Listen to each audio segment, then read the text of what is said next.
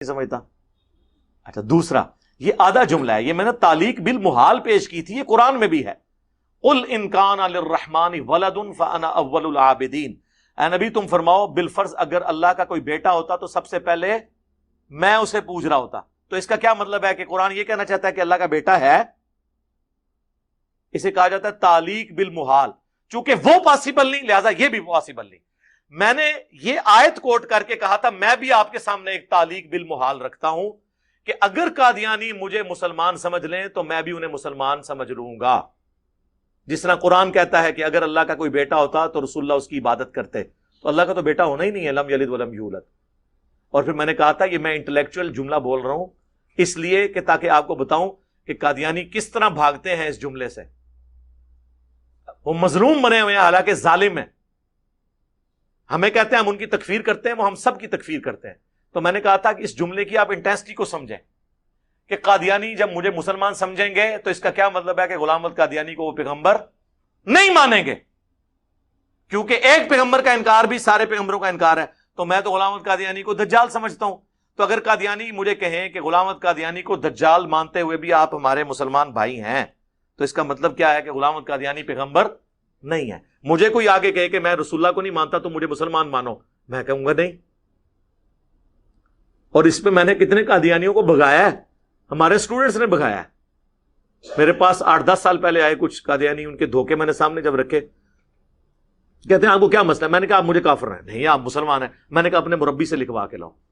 اور میں نے ادھر ہی کہا تھا قیامت تک نہیں آؤ گے، ٹائم قیامت تک ہے. جیسا کراچی والے مفتی کو ٹائم دیا نا قیامت تک کے لیے، یہ محاورتاً ہوتا ہے کہ کبھی نہیں آؤ گے. تو میری کرامت ہے 10-11 سال ہو گئے واپس نہیں آئے، کیونکہ کوئی مربی یہ لکھ کے نہیں دے گا. کیونکہ اگر مجھے مسلمان مان لیں تو غلام احمد قادیانی کو ان کو ماننا پڑے گا پیغمبر نہیں، کیونکہ پیغمبر کا انکار کرنے سے تو کوئی مسلمان نہیں رہتا نا. تو انٹلیکچوئل جملہ تھا، آدھا کاٹا انہوں نے. تو یہ تعلیق بالمحال قرآن سے میں نے پیش کی ہے. سورہ الاعراف میں آیا کہ اس وقت تک کافر و منافق جنت میں داخل نہیں ہوں گے جب تک کہ سوئی کے ناکے سے اونٹ نہ گزر جائے. اب یہ اللہ تعالیٰ جب مثال بیان کر رہا ہے تو اللہ تعالیٰ کیا سوئی کے ناکے سے اونٹ نہیں گزار سکتا؟ یہ عرب کا محاورہ تھا. یہ مسلم میں بھی ہے کہ میرے صحاب میں 12 منافق ہیں 7035، وہ اس وقت تک جنت میں داخل نہیں ہوں گے جب تک کہ سوئی کے ناکے سے اونٹ نہ گزر جائے. ان کی پشت پہ دوبیلا پھوڑا نکلے گا جس کی ہیٹ وہ سینے میں محسوس کر کے مریں گے. اور میں نے آپ کو نہیں بتانا کہ کن کی موت دوبیلا پھوڑے سے ہوئی ہے، یہ پھر بعد میں مجھ سے پوچھتے ہیں، یہ میں نے نہیں بتانا. بہرحال میں نے بتایا کہ یہ مثال سورۃ الاعراف کی حضور نے بھی پیش کی. اب اس کے بعد کوئی کہے کہ جی قرآن نے یہ کہہ دیا کہ قیامت والے دن سوئی کے ناکے سے اونٹ گزرے گا اور سارے کافر جنت میں چلے جائیں گے. نہیں، یہ تعلیق بالمحال ہے کہ جس طرح تمہارے فزیکل ورلڈ میں یہ امپاسبل ہے نا، اس طرح اللہ کے ہاں بھی یہ چیز ایسے نہیں ہوگی. کبھی بھی کافر، اللہ کے منکرین، انبیاء کے مخالفین جنت میں نہیں جائیں گے.